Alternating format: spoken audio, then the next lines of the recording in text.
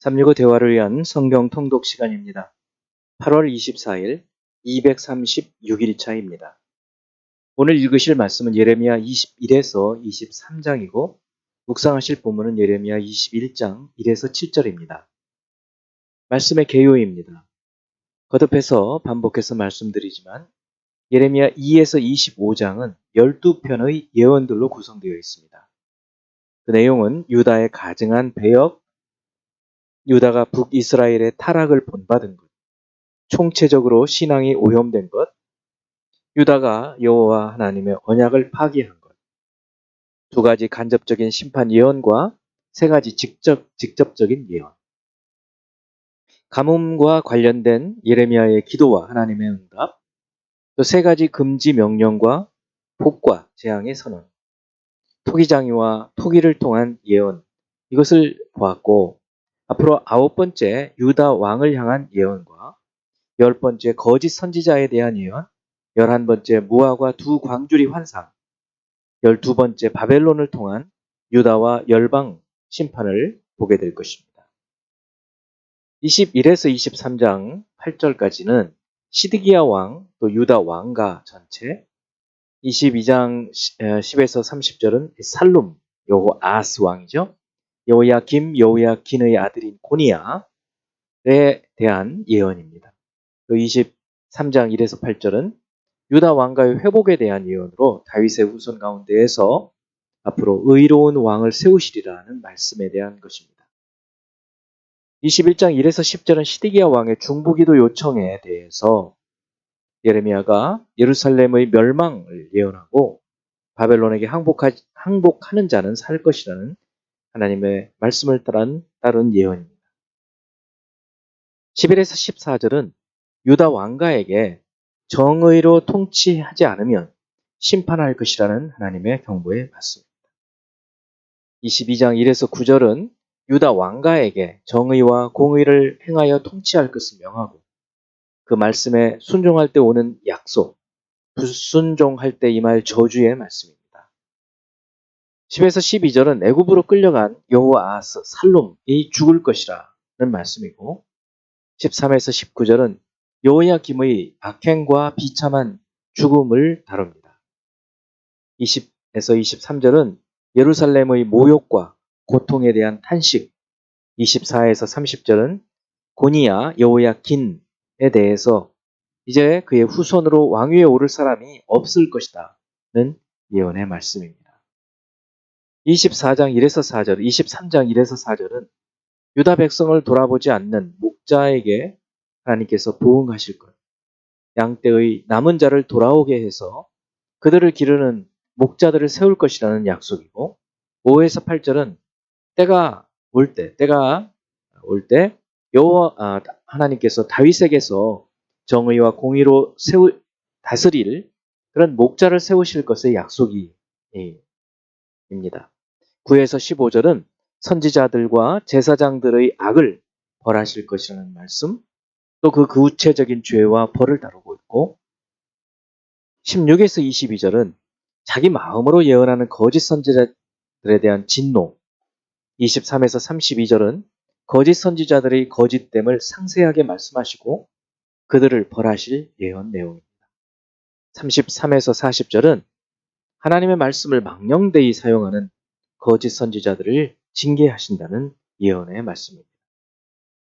이제 예수 그리스도를 닮아가고자 하는 우리의 목표를 향한 여행을 위해서 질문하고 대답하는 시간을 갖습니다. 첫 번째 21장 1절 여호와께로부터 예레미야에게 말씀이 임하니라. 시드기야 왕이 말기야의 아들 바수울과 제사장 마아세야의 아들 스바냐를 예레미야에게 보내니라. 자, 이 일은 언제 어떤 상황에서 일어난 일일까요? 또 이 요청에 대한 하나님의 대답은 무엇일까요? 이 말씀은 사실은 이제 유다의 마지막 때 거의가 다가오죠. 시드기야 왕 9년, 11년에 망하는데 2년 전이죠. 주전 588년경에 바벨론 왕 느부갓네살이 예루살렘을 포위하고 있을 때 그 위기 가운데에서 시드기야 왕이 예레미야에게 사람을 보내서 중보기도를 부탁하는 내용입니다. 이에 대한 하나님의 대답은 4에서 10절까지 바벨론에게 항복하는 자는 생명을 얻고 전염병과 칼과 기근으로 징계한 후에 남은 자들은 포로가 되어서 바벨론으로 끌려갈 것이라고 말씀하십니다. 발등에 불이 떨어지니까 사람을 보내서 하나님 말씀을 들으려고 하지만 그러나 그 말씀을 듣고도 순종하지 않죠. 두 번째, 21장 12절. 여호와께서 이와 같이 말씀하시니라.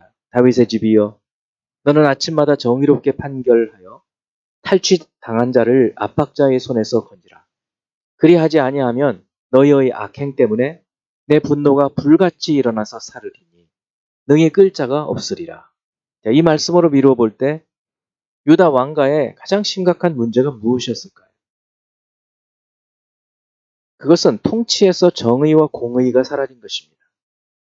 특히 재판에서 정의롭게 행하여 억압받는 자들을 건져내야 함에도 불구하고 그렇지 못해서 하나님의 심판을 받게 되는 것입니다. 여호와께서 이와 같이 말씀하시니라. 다윗의 집이여, 너는 아침마다 정의롭게 판결하여 탈취당한 자를 압박자의 손에서 건지라. 그리하지 아니하면 너희의 악행 때문에 내 분노가 불같이 일어나서 사르리니 능히 끌 자가 없으리라. 세 번째, 22장 3절. 여호와께서 이와 같이 말씀하시되 너희가 정의와 공의를 행하여 탈취당한 자를 압박하는 자의 손에서 건지고 이방인과 고아와 과부를 압제하거나 학대하지 말며 이곳에서 무죄한 피를 흘리지 말라. 여호와 하나님께서 이 통치자인 유다 왕들에게 원하시는 해야 할 것, 하지 말아야 할 것이 무엇인가요? 해야 할 것은 정의와 공의입니다. 정의, 미슈파트는 통치, 재판의 원리죠.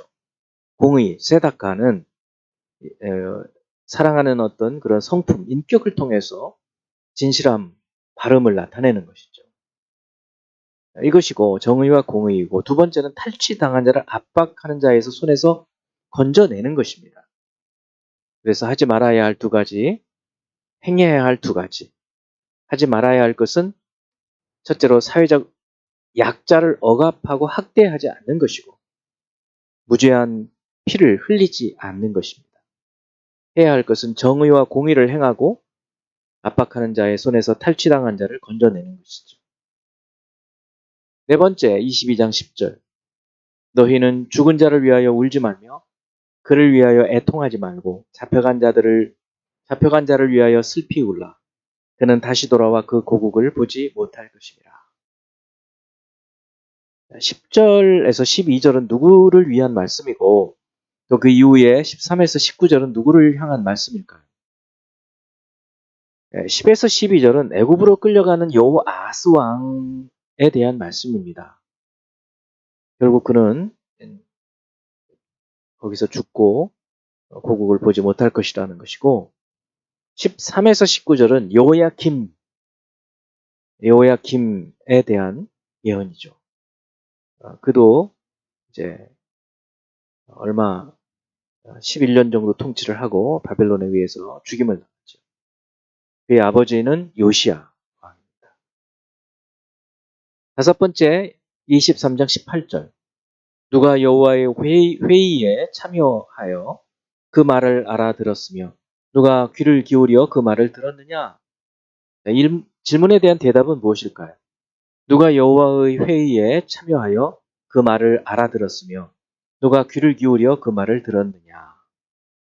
여호와의 회의, 히브리어 수오드라고 하는데요.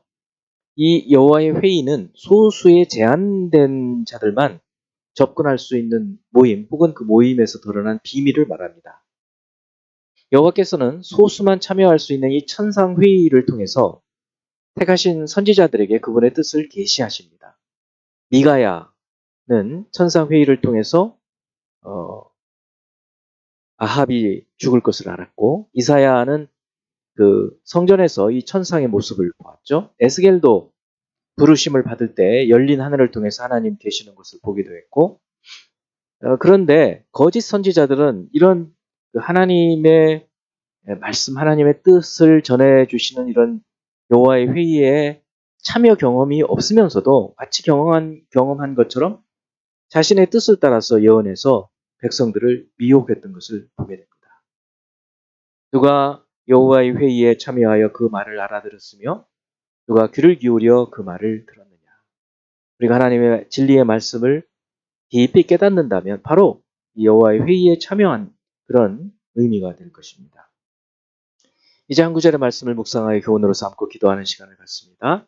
23장 5절 여호와의 말씀이니라 보라 때가 이르리니 내가 다윗에게 한 의로운 가지를 일으킬 것이라. 그가 왕이 되어 지혜롭게 다스리며 세상에서 정의와 공의를 행할 것이며. 여기서 말하는 때는 메시아의 때, 그리스도의 때를 말합니다. 다윗의 자손으로 한 의로운 가지 오셔서 세상을 정의와 공의로 행하신다는 것입니다. 사랑과 하나님의 공의로 재판하시고 판단하십니다. 바로 예수 그리스도께서 오셔서 이 일을 행하시고 그리고 다시 오셔서는 온전히 이 일들을 이루시게 될 것입니다. 기도하겠습니다. 하나님 아버지, 예레미야의 그 시대에 공의가 정의가 사라진 그 시대에 통치자들에게 하나님의 뜻을 따라서 통치하기를 원하시고 그러나 그들이 불순종하여 그들에 대한 심판을 주님께서 행하시는데 바로 그때에 앞으로 오실 메시아에 대한 정의와 공의로 심판하시고 판단하실 그분이 오실 것을 말씀하신 것을 깨닫습니다. 이제 오신 예수 그리스도를 우리가 믿고 그분의 공의와 정의, 그분의 그 뜻을 헤아려 살아가게 하시되 주님 다시 오심을 기다리며 인내하며 살아갈 수 있도록 도우시옵소서. 예수 그리스도 이름으로 기도합니다. 아멘.